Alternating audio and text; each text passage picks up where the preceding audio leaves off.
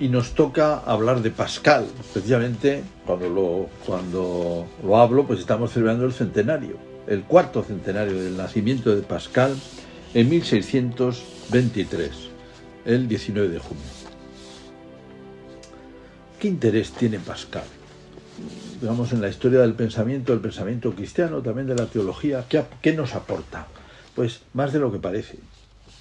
Porque Pascal es una persona, por un lado, podríamos decir, un poco aislada, metido en muchos ámbitos de historia de la filosofía, de historia del pensamiento, de historia de la literatura francesa. Está considerado un genio literario, y él era un genio realmente. Hay que decir, él vivió entre 1623 y 1662, apenas 39 años. Y además, los 4 últimos estuvo muy enfermo, y bastante imposibilitado. De tal manera que es una vida cortísima y con muchos signos de genialidad. De esa genialidad además que gusta mucho en Francia, le génie, ¿no? El gran genio, la victoria de la inteligencia. ¿Y por qué tiene interés teológico?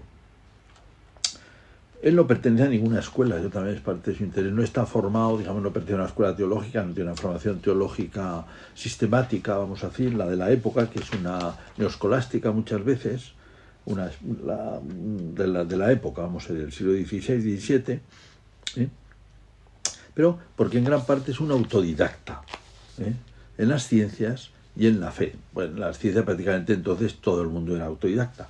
En su vida se entrelaza una gran pasión por el saber que se está expandiendo entonces, porque está expandiendo un poco con un poquito de ingenuidad, un poco de diletantismo, ¿verdad? La matemática lleva mucho tiempo, pero la geometría, la física, la física de los gases, por ejemplo, aquí interviene, también la óptica está en ese momento desarrollándose, o sea, y cuando todavía están, digamos, naciendo las ciencias, estableciéndose, y muchas veces son como aficiones, propósito de aficionados, trabajo de aficionados, pero que luego van dando lugar a la ciencia moderna. Están haciendo ahí con un método ya de pruebas, de experimentos, que muchas veces no tiene mucho que ver con la universidad, está apartada de la universidad, no se hace dentro de la universidad. La de por gente que es sabia, que es interesante, que empiezan a tener contactos unos con otros. Ese es el ambiente en el que él se mueve. Y él en el que él se interesa. Entonces, tiene el interés de ser un hombre situado en su época, con un interés por las ciencias grandes y al mismo tiempo con un proceso de conversión personal muy fuerte, en un momento muy interesante de Francia. Entonces, claro, él está percibiendo también, mientras él está creciendo en fe, está percibiendo que están haciendo un mundo que es más bien escéptico, más bien distante de la fe. Y él se siente movido a ayudar a sus contemporáneos a acercarse a la fe cristiana. Entonces plantea toda una apologética, una defensa de la fe, que va a ser la obra de su vida y para la que va tomando notas, y esas notas son los pensamientos de Pascal, que es la obra más importante de él. La obra famosa que le colocan en el mundo de la literatura francesa, porque tiene muchas cosas interesantes, tiene un estilo muy interesante, aunque sea fragmentario, esa obra, que son trozos. Y también, pues, es muy importante de fondo por cómo plantea la apologética y cómo transmite una idea de la condición humana frente a Dios. Claro, todos esos elementos hacen que Pascal ocupe un lugar singular, un poco aislado hacia atrás, no tiene unos antecedentes, diríamos, muy claros, bueno, los de la época, vamos a ver un poco, y luego va a tener una sucesión, sobre todo dentro del mundo cristiano, que son todos, me refiero al pensamiento teológico y filosófico. Toda persona que tenga, digamos, un planteamiento existencial de la fe, que le interese, va a conectar con Pascal. Bueno, su época es, pues, el interés grande que tiene. Su época es la de los cardenales y mosqueteros, porque él vive entre Luis XIII y Luis XIV, y toda su vida prácticamente está entre el mandato de Richelieu, cardenal, primer ministro de Luis XIII, y el mandato de Mazzarino, cardenal y primer ministro de Luis XIV, bueno, todavía de la niñez de Luis XIV, de la regencia de su madre. Es la época de los tres mosqueteros de Alejandro Dumas. Bueno, tiene mucho interés conocer un poco la familia. ¿Por qué? Primero porque su padre era ya una persona introducida en este ambiente, era un abogado, tenía una formación de derecho, había estudiado en la universidad, y era fundamentalmente un funcionario, como eran todos los funcionarios franceses, es un poco difícil de explicar cómo tenían los cargos y tal. Y sobre todo él se va a ocupar de los impuestos, en 3 zonas. Y su madre, son 3 hermanas, 2 hermanas y él, y su madre muere al poco de dar a luz a la última, a Jacqueline, con la cual él va a tener, Blaise Pascal, una relación muy, muy cercana. Se llevan 3 años. La mayor se llama Gilberte, y va a escribir la vida de Pascal, y además va a conservar sus papeles con su marido. Y también conecta mucho con Pascal, son muy amigos, y le ayuda mucho a Pascal en cosas que ahora veremos. Gilbert escribe la vida. Jacqueline va a ser un poco confidente espiritual y se van a ayudar mutuamente en distintos momentos. Pero la madre muere cuando la mayor tiene 6 años y Pascal tiene 3. Blaise Pascal tiene 3. Entonces, su padre, un hombre serio, que estaba muy interesado por estas cuestiones científicas que he dicho, que empezaban a salir, que había reuniones de gente. Él asiste mucho en París a una reunión de un fraile mínimo, Mersenne, Marie Mersenne, que reúne a mucha gente interesante, que no tenemos ni idea de la cantidad de religiosos que había metidos en el ámbito de estudios y de primeros trabajos, de experimentos. Había un grupo de gente interesada. Y también muchos son religiosos, curiosamente, esto a veces no se conoce, pero es así. En ese círculo, por ejemplo, alguna vez Descartes, que así lo conoce Pascal, aunque Descartes es mucho mayor que Blas, ¿no? Pascal, y le sobrevivirá muchos años también, unos cuantos años. Y ahí, y aquel círculo pues escribía con Galileo, con Fermat, con Hobbes, con Gassendi, gente conocida, y donde él también va a ser introducido, va a conocer a toda esa gente y va a mantener incluso correspondencia, por ejemplo, con el propio Fermat, que es un gran matemático, con Leibniz también. Todo ese mundo, que era pequeño relativamente, está como en contacto, tiene esa sensación de gente introducida. ¿En qué? En esos saberes que empiezan a desplegarse. Bueno, un pequeño dato más sobre la familia. Gilberte, su hermana, que se había casado con Florian, que era un primo de la familia y luego también va a ser ayudante de su padre. Tuvieron una hija, Margarita, que hay 2 cosas importantes sobre ella. Una, que escribe una biografía, unos recuerdos de Pascal, y otra importante, que vamos a verlo en relación con un milagro, que ya lo veremos. O sea que tenemos como documentación de él muy cercana la vida muy entregada, digamos, que escribe Gilberte, muy interesante, la verdad, y los recuerdos que ha recogido, pero muchos no son las cosas que ha recogido del ambiente su sobrina Margarita, ¿no? Muy bien. Bueno, vamos a ver 3 cosas. Primero, un poquito, muy rápidamente, como hombre científico. Después hablaremos de 4 momentos de su itinerario espiritual, 4 momentos importantes. Y después hablaremos un poco sobre los pensamientos. Bueno, como hombre científico hay muchas cosas que se podrían decir, pero un poco especializadas para decirlas así a todo correr hablando. Cosas interesantes. Uno, su hermana Gilbert recoge en esa vida de Pascal, recoge cómo él era un niño muy precoz. Y se ocupó su padre, no lo he destacado suficientemente, fue su padre el que, como había muerto su madre, se dedicó muchísimo a sus hijos, en concreto a educarlos.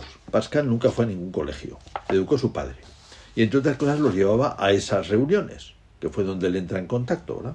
Y donde se interesa por todos estos temas. Él quería a su padre que estudiase primero letras, que aprendiese bien latín y griego, y después bien matemáticas, geometría y tal. Incluso ocultó, por esa tradición anecdótica, ocultó un poco los libros de geometría para que el chico no los conociera. Decía, no, primero que conozca bien latín y griego.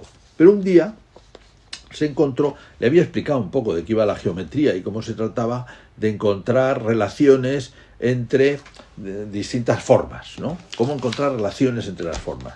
Y se encontró con que él por su cuenta, el niño por su cuenta, es lo que cuenta su hermana, había conseguido demostrar alguna de las demostraciones de Euclides. famosas de geometría. Bueno, quedó, dice su padre, espantado del talento del niño. El niño, desde luego, tenía muchísimo talento. Y en aquellas reuniones, pues también él llevó sus cosas, todo el mundo aportaba algo, y él presentó, por ejemplo, con 16 años, un ensayo sobre las cónicas, geometría. Y también ahí aparece el teorema de Pascal, que es el hexágono, el hexagrama místico de Pascal, unas propiedades geométricas. Bueno, y empieza también, decíamos, esa relación con gente informada, cartas, etc. En 1647 descubre la ley de vasos comunicantes. Estaba interesado por la presión, los líquidos, qué pasa con los líquidos, qué propiedades tienen, y el famoso teorema, o ley, mejor dicho, la presión aplicada sobre un fluido contenido en un recipiente se transmite por igual en todas direcciones y a todas las paredes del recipiente. Es decir, la presión es homogénea, a todas las partes es igual. Entonces, un líquido en un recipiente, en todas las partes de ese recipiente la presión que ejerce el líquido será la misma. Bueno, se lo había hecho a base de pruebas y lo edita. Y luego también se entera que en Italia Torricelli está haciendo experimentos con el vacío y también midiendo la presión, lo que llamamos presión atmosférica, la presión de la atmósfera. Eso se hace con un tubo de mercurio. Al darle la vuelta, el tubo baja la cantidad y se crea arriba un vacío. Sobre eso había una discusión, si existe o no el vacío.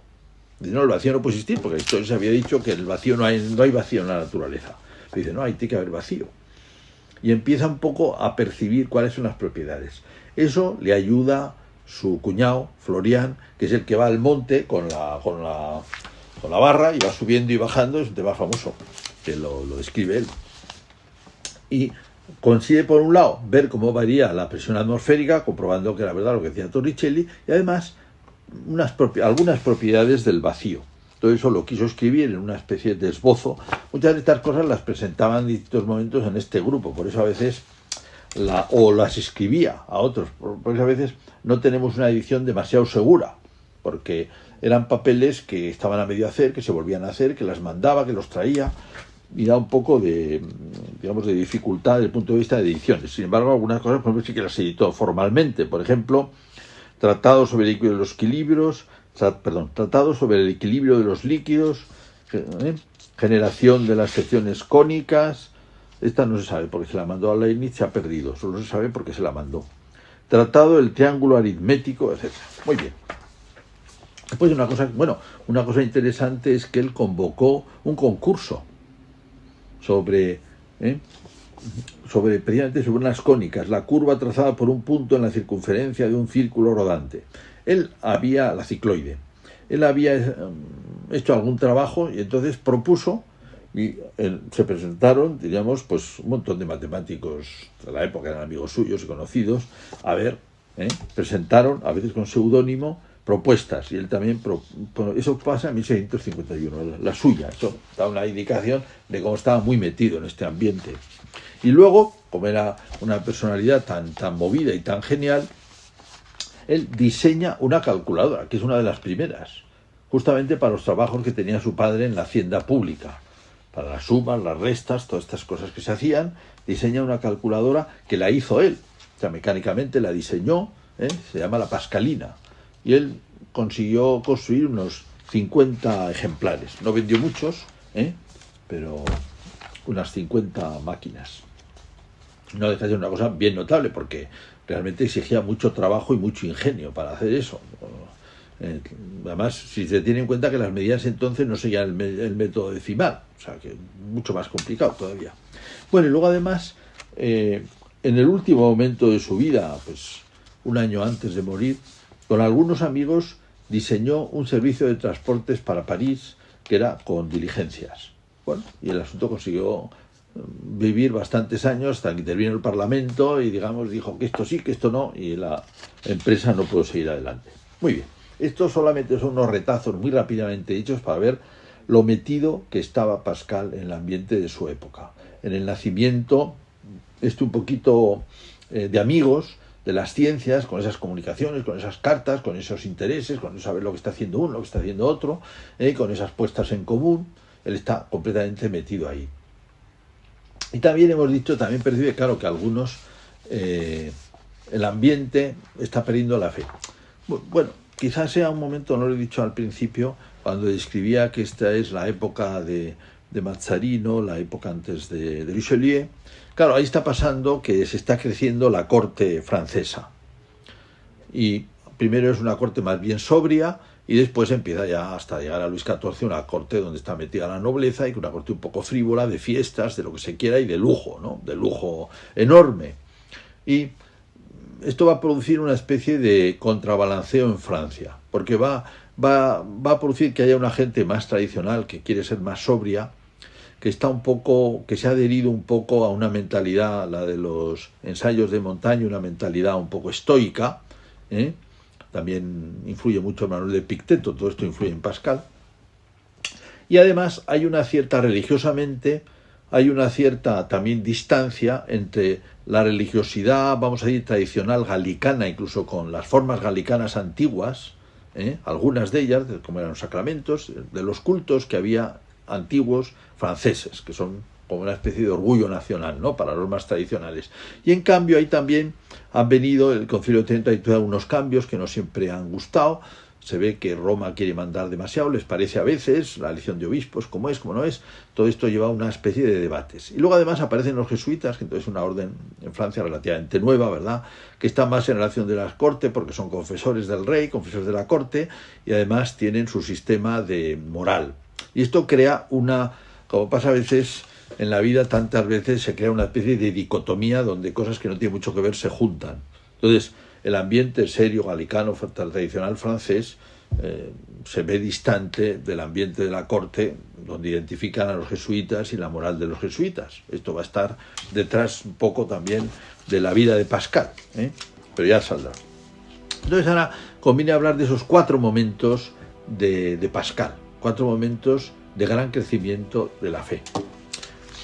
Él, hacia 1646, un poco antes, se ha puesto bastante enfermo, su padre también, que se ha roto una pierna, y han conocido a unos médicos, 2 hermanos muy amables, muy simpáticos, que, digamos, que personas con mucha vida religiosa y con muy cristianos, conversos, digamos así, interiormente, les llama la atención mucho Pascal, y que están en relación con lo que después se llamará el jansenismo, aunque el jansenismo es un nombre, digamos, que le ponen los jesuitas en el fondo a este movimiento, es un pelín polémico, y luego además es un tema muy complicado, porque digamos, en el fondo está esta dicotomía que hemos dicho, que a su vez es un lío, ¿no?, y que no es muy justa, pero en fin, y que tiene además su origen en Lovaina, donde Jansenio es profesor y donde han llegado los jesuitas y se han enfrentado un poco. Jansenio es más bien agustiniano, los jesuitas en ese momento son más bien tomistas, aunque siguiendo a Suárez, pero todo esto crea distintas dicotomías y enfrentamientos. Total, que Pascal ha leído alguna de esta primera literatura de estas personas jansenistas, de Jansenio, sobre la reforma interior de la persona, que le ha gustado mucho, le ha ayudado mucho, le ha llevado a una conversión, y también lee un gran personaje de esta tradición jansenista que se llama Arnauld, Antoine Arnauld, que es de una familia que va a apoyar mucho todo este movimiento, Antoine, sacerdote, sobre la comunión frecuente. Se quejaban estos tradicionales de que los confesores jesuitas dejaban comulgar con demasiada facilidad. También a gente de la corte que parecía demasiado frívola. Incluso hacen un poco de escándalo con este tema. ¿Cómo le dejan a esta señora que ha estado en un baile confesar y comulgarse inmediatamente? Un poco de escándalo. Muy bien. Decíamos, primer paso, esta literatura que le lleva ciertamente a tomarse en serio la fe.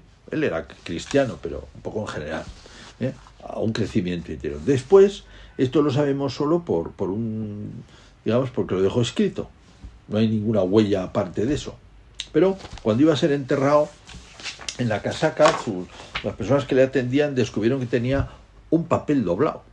Era un pergamino acompañado de una copia de papel, y era como la relación de una experiencia que era mística, porque él habla de fuego, el año de gracia de 1654, dice, determina perfecta, el lunes 23 de noviembre, dice, hacia las 12:30 de la noche, fuego. Dice, famosísimo, Dios de Abraham, Dios de Isaac, Dios de Jacob, no de los filósofos y de los sabios, que luego quedará como una frase famosa para marcar una distancia entre el Dios vivo, con el cual se tiene una relación personal, y el Dios de la filosofía, que es un concepto, naturalmente son al final el mismo Dios, pero el acercamiento es completamente distinto, y digamos la relación que uno tiene con un concepto es distinta a la relación que tiene personal con Dios, evidentemente. Aquí se trata de una relación personal. Y se ve, pues, un poco su alma, certeza, sentimiento, alegría, paz, Dios de Jesucristo, se siente que Él se ha separado, Dios me vas a dejar, que yo no me separe nunca de ti. Esta es la vida eterna, que te conozcan como el único Dios. Se llama el Memorial de Pascal, un gran testimonio. Pero se ve que es un gran impacto en su vida, en un momento también un poco complicado. Bien. Luego hay que contar, antes de situar el tercer punto importante de su vida, que, bueno, su padre ha muerto y su hermana ha entrado en contacto con este movimiento también, que tenía como un foco de espiritualidad que estaba en el monasterio de Port-Royal. El monasterio de Port-Royal, por cierto, estaba bajo la tutela de los Agnó, de la familia Agnó, y la abadesa era una Agnó, que era abadesa de los 10 años. Entonces, esta abadesa ha llevado ahí el espíritu de los jansenistas, un espíritu de seriedad. Ahí va mucha gente que se retira, que se reforma, bueno, y muchas religiosas también. Entonces, allí va la hermana de Pascal. Pascal, al principio le cuesta un poco, porque en ese momento él está en un momento, ha sufrido una enfermedad, le han recomendado que se disipe un poco, y de hecho se ha disipado un poco en París, y en ese momento cuando la hermana quiere entrar en Port-Royal, y él, también porque hay que pagar una dote, luego la aceptan sin dote, no andan demasiado bien de dinero, pero bueno, entra al final y su hermana tira de él poco a poco, y consigue que vaya a Port-Royal y consigue también que recupere esos momentos buenos que ha tenido, además de esta experiencia tan potente, ¿no? Esto es 1654. Bueno, son años un poco complicados. La corte, que está muy molesta de las críticas que está haciendo la gente de Port-Royal a la corte, a los jesuitas, pues aprieta en Roma y dice, bueno, esto hay que condenarlo, este movimiento, esto no puede ser. Y por un lado y por otro consiguen que se condenen 5 proposiciones de Jansenio. Bueno, que son condenables, porque eran proposiciones sobre... En el fondo parece que no hay libertad cuando actúa la gracia. Son 5 proposiciones en ese sentido. El asunto es bastante lioso, pero va en esa línea. Y ciertamente era así, aunque eso no define evidentemente todo el movimiento jansenista, que tiene muchas cosas pues positivas y notables y de conversión, pero son de estas conversiones que van acompañadas también de un cierto rigorismo que se nota. Bueno, total, que en este ambiente donde también están un poco sentidos con Roma los jansenistas y con el rey, por supuesto, y con los jesuitas, pues traen a Port-Royal. Está la sobrina Margarita ahí pasando una temporada y traen a Port-Royal una reliquia de la Santa Espina. Las Santas Espinas están en París, unas espinas en la Sainte-Chapelle, se la habían regalado a San Luis, rey de Francia, y una de ellas, por lo visto, llega al monasterio, creo yo que es una de estas, a lo mejor me equivoco, llega al monasterio, la reliquia, y resulta que la niña, esta chica, bueno, ya era una chica, padecía una enfermedad en un ojo que le supuraba muchísimo. Y la habían visto muchos médicos, no había manera de curarla. Entonces le recomendó a una de las religiosas que se acercara a la espina. Evidentemente se acercó y se curó. Claro, el tema hay que decir que está súper datado, porque todo esto se hace delante de todos. Ha habido médicos antes que han testimoniado. Además, la reina, cuando se entera de esto, que además quería un poco disminuir a los jansenistas, pide una investigación, se hace una investigación, de manera que el tema está súper documentado, que efectivamente los médicos la han tratado, que tenía esto y que se ha curado instantáneamente. Claro, a Pascal esto le llama mucho la atención, ya estaba con esta preocupación de escribir una apologética de la fe. Claro, una de las cosas importantes de la apologética de la fe son los milagros, también las profecías. ¿Cómo vamos a defender el cristianismo? Uno de los temas importantes, los milagros y las profecías, aunque hay más. el tema más importante va a ser cómo se reforma la vida, cómo el cristianismo y Jesucristo es necesario para la vida del ser humano. Bueno, precisamente esto es, bueno, quedaría el cuarto punto. El cuarto punto, que es ver cómo crece su vida cristiana a lo largo de los años. Aquí cito una de las cosas que escribe al final, ¿no? Dice: amo la pobreza porque Él la ha amado, amo los bienes porque Él me ha dado los medios para asistir con ellos a los miserables. Guardo fidelidad a todo el mundo, no devuelvo el mal a quienes me lo hacen, sino que deseo el bien. Trato de ser justo, verdadero y sincero. Me salto cosas. Y bendigo en todos los días de mi vida a mi Redentor, que ha puesto estos sentimientos en mí. Y que de un hombre lleno de debilidad, de miseria, de concupiscencia, de orgullo y de ambición, ha hecho un hombre exento de estos males por la fuerza de su gracia, a la cual toda gloria es debida. Cuenta su hermana como en estos años él se preocupaba mucho de los criados que tenía, no quería que le ayudasen en cosas que podía hacer él, se hacía la cama y muchas cosas, aunque ya empezaba a estar muy enfermo, y luego daba mucho dinero a los pobres. Que no andaba muy allá, pero daba mucho dinero a los pobres y quería vivir pobremente y morir pobremente. O sea, tiene un auténtica crecimiento de vida espiritual que se nota mucho en la caridad. Agradecidísimo con la gente que le ayudaba, agradecidísimo con sus hermanos. Y nos queda decir unas pocas cosas de los pensamientos. Digamos, él se siente movido a transmitir un poco toda su experiencia a todo ese mundo que están haciendo, que en parte es el nuestro.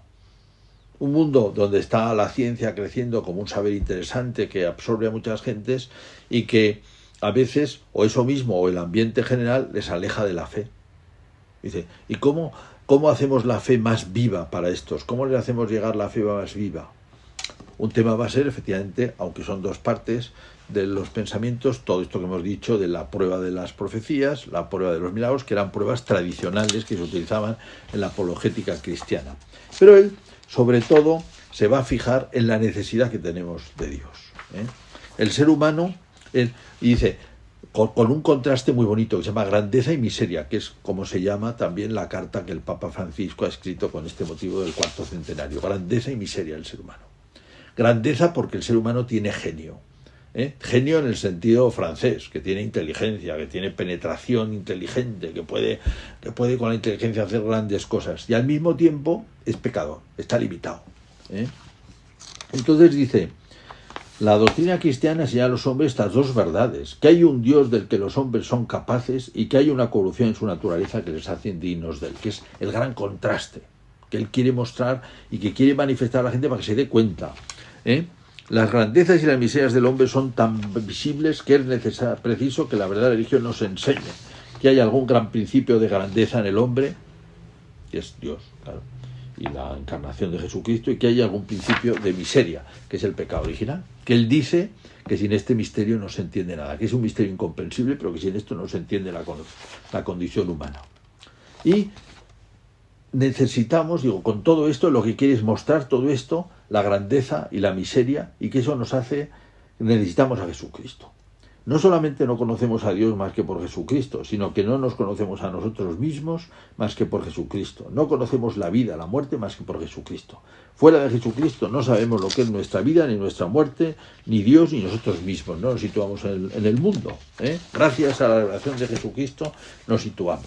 Claro, dice, él percibe que estas cosas tan importantes mucha gente no le llegan. ¿Por qué no le llegan? Dice, por la diversión. La gente se dedica a divertirse, se dedica a distraerse, se dedica a alejarse porque no quiere plantearse los problemas importantes. De tal manera que este tema de la diversión ocupa un lugar importante en su pensamiento. Dice, bueno, esto no llega más precisamente por esto. Hay que despertar a la gente de alguna manera. Y decimos, la grandeza y la miseria. ¿Qué tipo de grandeza tiene el ser humano? Hay tres, va a decir. Hay una grandeza que es la grandeza corporal en un sentido amplio, la grandeza de los ejércitos, de las bandas, de las fuerzas, también del cuerpo, de la belleza, de la corte, ¿no? De todo el esplendor externo. Bueno, que tiene su valor. Hay una grandeza la siguiente, del genio, del ingenio, de la inteligencia, que es capaz de crear, y él ha creado la mascarina y tantas cosas, ¿no? Y de pensar y hacer la ciencia, magnífico. con todo esta de abajo no conseguimos hacer un pensamiento de esto. O sea, toda esa grandeza, toda esa pompa no consigue hacer sabiduría, ¿no? Y decimos, pero también resulta que hay una tercera grandeza que es la caridad. 3 órdenes de grandeza. Con toda la inteligencia que quieras, con todo el ingenio que quieras, no consigues hacer un acto de caridad. Es decir, son 3 órdenes diferentes. Muy bonito el tema. Y con esto, digamos, una última observación. Él, en distintos momentos, distingue entre lo que es un espíritu de geometría, que es la inteligencia, que él ha conocido muy bien, que construye, que hace los experimentos, que es una inteligencia muy en las cosas y también que trabaja con la geometría. Como quería Descartes, pues tiene que mucha exactitud y todo muy... Y luego está l'esprit de finesse, l'esprit de geometría, l'esprit de finesse, el espíritu de finura, que es la capacidad que tiene el ser humano de captar lo bello, lo bueno, lo valioso, que esto, claro, no se hace con un método matemático, no se hace también con experimentos, y la capacidad también de captar la fe. La propia filosofía está penetrada, la verdadera filosofía de sabiduría, de este espíritu de finura, sin la cual no podemos tener sabiduría, tampoco podemos tener fe. La fe se adquiere, dice, la fe son las razones del corazón, tema famosísimo de Pascal. Y con esto cerramos muy bien esta exposición, donde habría tantísimas más cosas que decir.